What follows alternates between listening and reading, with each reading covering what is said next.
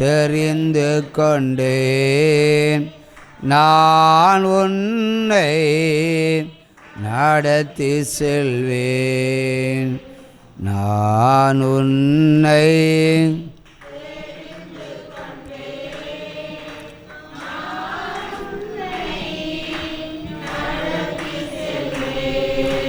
களி கூறு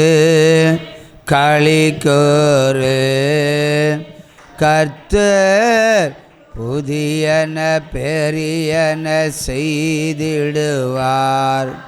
கர்த்தர் புதியன பெரியன செய்திடுவார். அதை இன்றே நீ காண்பாய். அது இன்றே நீ காண்பாய். ஆமென். வாசித்த முதல் வசனத்தை ஒரு முறை கூட சொல்லுங்க. இன்னும்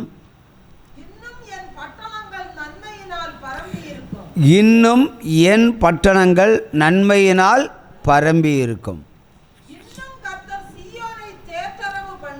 இன்னும் கர்த்தர் சீயோனை தேற்றரவு பண்ணுவார். இன்னும் எருசலேமை அவர் தெரிந்து கொள்ளுவார் என்று சேனைகளின் கர்த்தர் சொல்லுகிறார் என்று பின்னும் கூறு. முன்னும் பின்னும் கூறு. அப்படி ஒரு விளக்கம், உனக்கு தெரிஞ்ச விளக்கத்தை சொல்லு.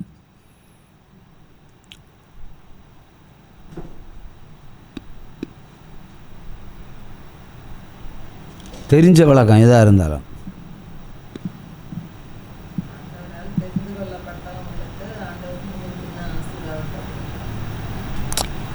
அதாவது ஆண்டவர் என்ன சொல்ல, இன்னும் சில பட்டணங்களை அவர் மீதியை வைத்திருப்பார்.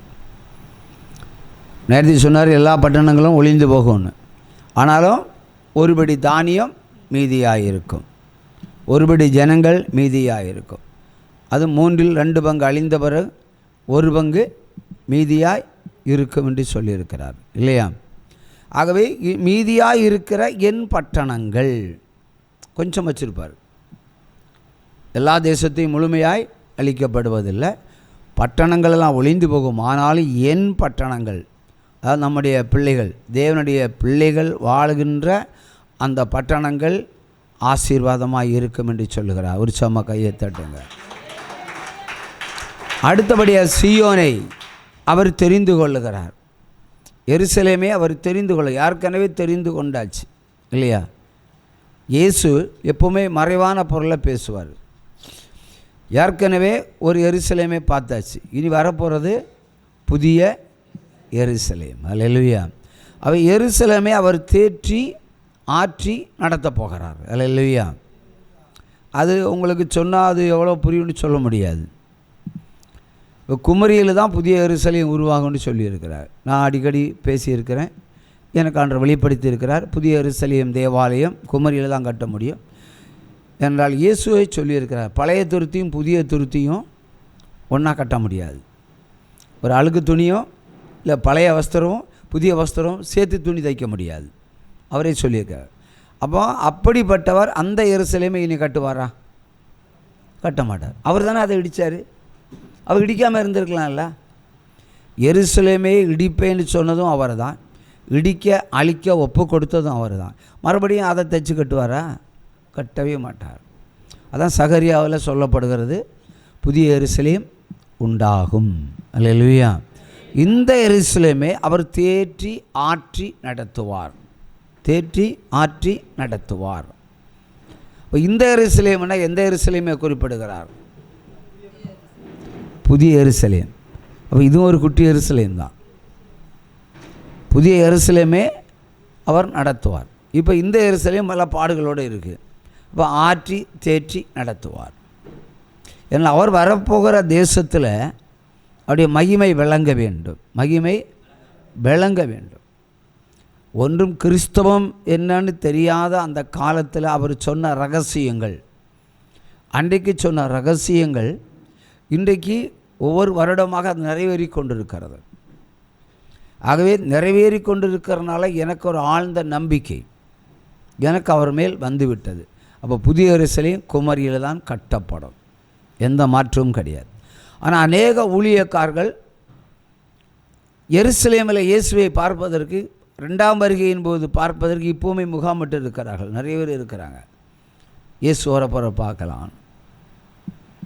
ஆனால் இயேசு வெளிப்படும்போது ஒலிவமலை 2ஆக பிளக்கும், தீர்க்க தரிசனம். ஒலிவமலை 2ஆக பிளக்கும்னு சொல்லியிருக்கிறார். அந்த ஒரு கருத்தை அவங்க வச்சுக்கிட்டு ஒலிவமலை 2ஆக பிளக்கும், இயேசுவை பார்க்கணும். இயேசுவை பார்க்கணுன்னு போய் நின்று அவனும் பார்க்க முடியாது. அவர் யாருக்கு வெளிப்படுகிறாரோ அவர்கள் தான் பார்க்க முடியும். இதானே சத்தியம். ஆவிக்குரிய கண்களான பார்க்க முடியும், மாமிச கண்களில் இயேசுவை பார்க்க முடியுமா? அவர் வரும்போது நிச்சயமாக கிடையாது. பரிசுத்தவான்கள் பார்ப்பார்கள், அதான் ஒரே வார்த்தை. பரிசுத்தவான்கள் தான் பார்க்க முடியும். மாமிச கண்களில் இயேசு வர என்ன சினிமா காட்சிக்காக வராறாங்க, பார்க்க மாட்டார். சினிமா காட்சின்னு எல்லோரும் பார்க்கலாம், அவர் எல்லோருக்கும் அவருடைய வருகையை பார்க்க முடியாது. ஆனாலும் சொல்லியிருக்கிறார், என்னை குத்தினவர்களும் காண்பார்கள், சகல பாவிகளும் காண்பார்கள். அங்கே பார்த்தா அந்த செகண்டில் அவங்க என்ன போயிடுவாங்க, ஃபினிஷ்டு. நம்ம பார்த்தா அவருக்கு பின்னாடி போவோம், அதான் விஷயம். அவங்க அழிக்கிறதுக்காக பார்க்குறாங்க, நம்ம வாழ்கிறதுக்காக பார்க்குறோம். 1000 ஆண்டு அரசாட்சியில் பங்கு வேணுமா வேண்டாமா? அதுக்கு என்ன வேணும்? மாமிச சிந்தனைகள் இருக்கக்கூடாது. முழுக்க முழுக்க இந்த உலகத்தையும் மறந்துடணும். புரியுதா? இப்போ எலியாவுக்கு பசி வந்தது, ஒரு பணக்காரன் வீட்டுக்கு அனுப்பியிருக்கலாம் இல்லை, அவர் இல்லை சாப்பாடு உள்ளவனுக்கு வீட்டுக்கு அனுப்பியிருக்கலாம் இல்லை. எங்கே அனுப்புனார்? சாப்பாடு வழியில் செத்தா நலமாக இருக்கும்னு சொன்னார். அவனை விரக்தியில் பேசுகிறான். காகத்தை காணோம், இப்போ இறைச்சியும் காணோம். அவனுக்கும் பஞ்சம் வந்தது, நெருக்கம் வந்தது. அப்போ சொல்லுகிறான், நான் செத்தா நலமாக இருக்கும்னு. அப்போ ஆண்டவர் வெளிப்பட்டு சொல்கிறார், வெகு தூரம் நீ போ, அங்கே உனக்கு போஜனம் ஆயத்தப்படுத்தப்பட்டிருக்கிறது. அவன் போய் நின்ன இடம் ஒரு சாரி பார்த்து விதவை கிட்ட. அவளோ சாகிறதுக்கு உறவு பொறுக்கிட்டு இருக்கிறான். அவள்கிட்ட என்ன இருக்கும்? என்ன இருக்கும்? ஒன்றுமே இல்லை. சாகிறதுக்கு உறவு பொறுக்கிறவள்கிட்ட என்ன இருக்கும்? பொண்ணு இருக்குமா, வெள்ளி இருக்குமா, சொத்து இருக்குமா, ப்ராப்பர்ட்டி இருக்குமா? ஒன்றும் இருக்காது. இப்போ ஒன்றும் இல்லாதவங்கள்ட்ட தான் எலியாவை அனுப்புகிறாரு. அங்கே போய் முதல்ல தண்ணியை கேட்குறாரு, தண்ணி கொடுக்குறாங்க. அப்புறமா ஒரு அப்பம் சுட்டு தான். அப்போ தான் அவங்க சொல்கிறாங்க, எனக்கும் என் குமாரனுக்கும் ஆளுக்கு ஒரு அப்பம் சுட்டு செத்து போக உறவு பொறுக்கிட்டு இருக்கிறோம், உனக்கு பங்கு தர மாட்டேன்னா அர்த்தம். ஆனாலும் எலியா சொல்கிறாரு, நீ அப்படியே செய். அப்போ சாகிறதுக்கு உறவு பொறுக்கிக்கோ, நீ செத்து போகிறதுக்கு தோசை சுட்டு சாப்பிடு. ஆனால் அங்கே தான் கண்டிஷன், முதல்ல ஒரு அடையை சுட்டு எனக்கு கொடு, அப்புறமா நீ சாப்பிட்டுக்கலாம். அதான் கண்டிஷன். யார் வீட்டுக்கு போய் எப்படி கட்டளை கொடுக்குறாரு பாருங்கள். ஏன்னா எலியாவுக்கு தெரியும், நான் வந்தது இவளை ஆசீர்வதிப்பதற்கு. அந்த அம்மா மாமிசத்தில் இனி வாழ முடியாதுன்னு நினச்சி சாவ தீர்மானிக்கிறாங்க. அப்போ மாமிசத்தில் சாக தீர்மானிக்கிற அந்த ஆத்துமாவை காப்பாற்றுவதற்காக தேவன் எலியாவை பசியினால் வருத்தி அங்கே அனுப்புகிறார். அவனுக்கு காகவும் இறைச்சியும் கிடச்சுன்னா அவன் போக மாட்டான், அந்த ஆத்தங்கரையிலே கடந்திருப்பான். அவன் நிறைய பேருக்கு நமக்கு தரித்திரம் வருதுன்னு சொன்னால் அடுத்த ஒரு ஐஸ்வர்யம் உள்ளே வருதுன்னு அர்த்தம். ஒரு எலியாவை, அந்த எலியா அந்த அம்மாவை ஆசீர்வதித்தார். அமுத சொருபி அவருக்கு கொடுக்கப்பட்டது. உலகத்தில் பஞ்சம் உண்டாயிற்று. 7 ஆண்டுகள் நிறைவான சாப்பாடோடு அவர்களும் வீட்டாரும் சாப்பிட்டார்கள், வேலை செய்யாமல் சாப்பிட்டார்கள். இப்போ தேவ ஆசீர்வாதம் அப்படித்தான், வேலை செய்யாமல் வாழ்கிறது. இன்றைக்கு வரைக்கும் வேலை செஞ்சு சாப்பாடை மட்டும்தான் பார்க்க முடியும் இல்லையா?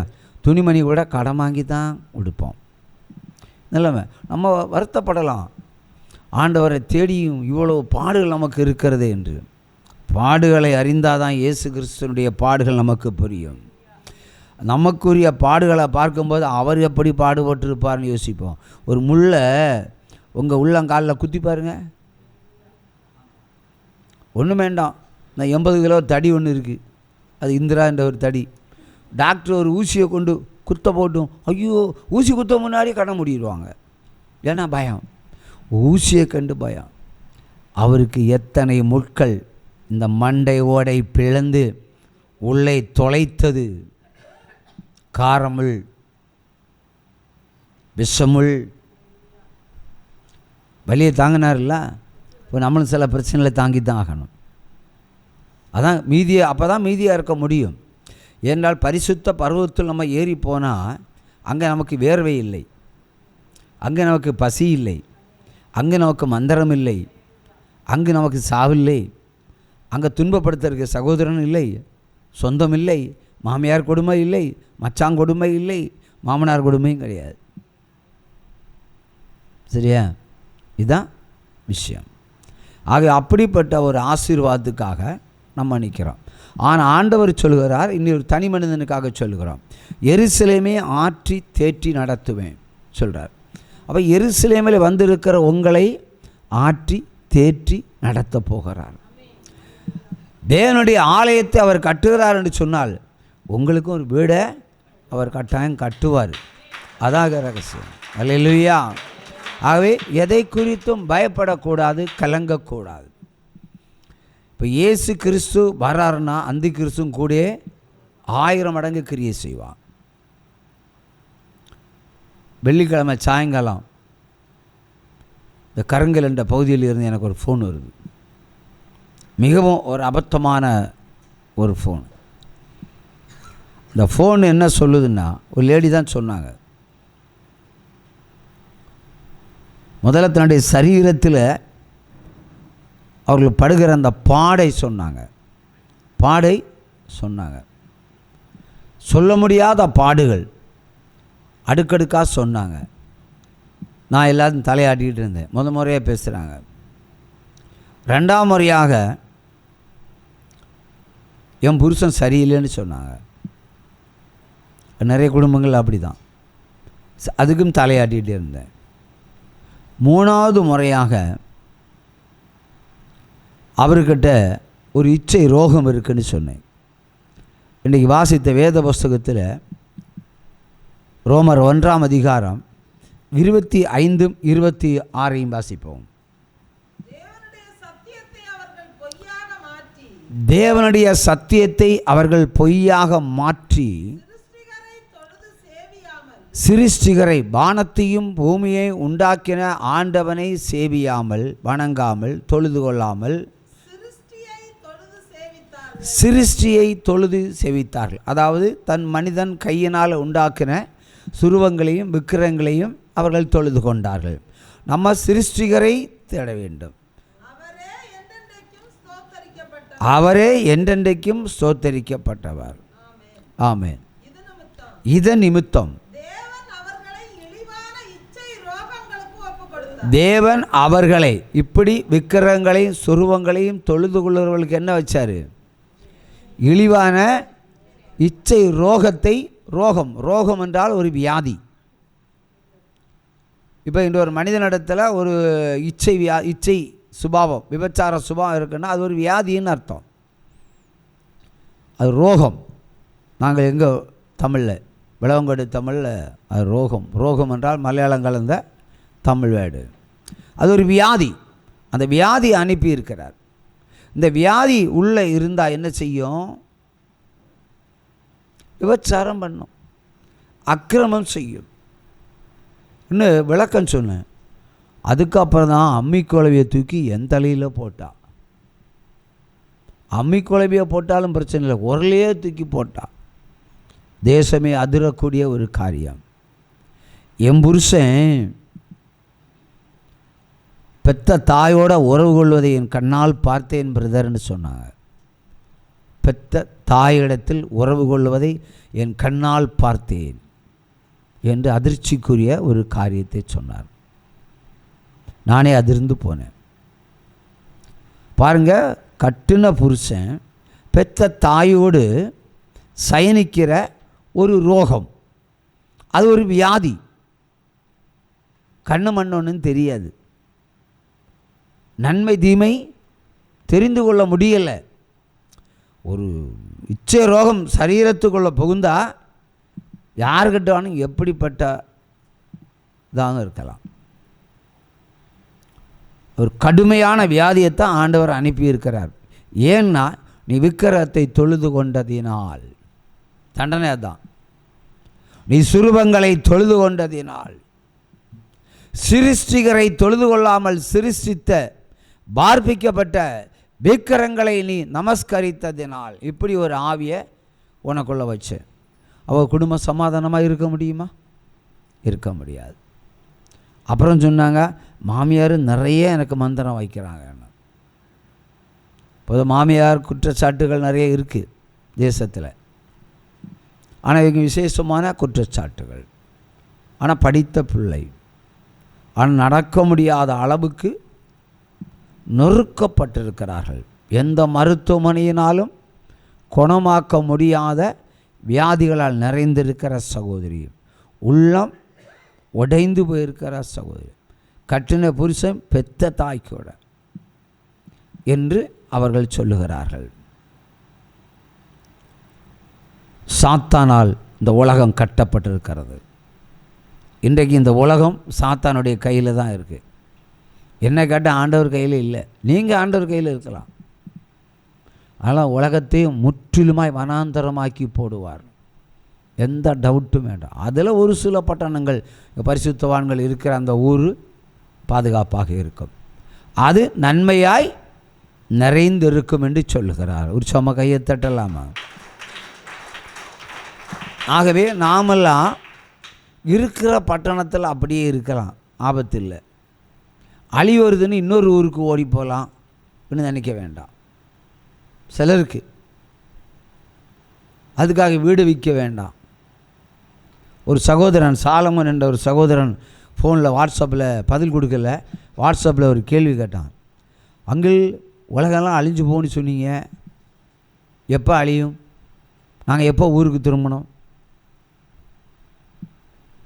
சயின்ஸு வேற சென்னை அப்படியே மூழ்கி போகுன்னு சொல்லுது. நீங்கள் ஒரு டேட்டு சொல்லுங்கள், நான் கிளம்பி போகிறேன்.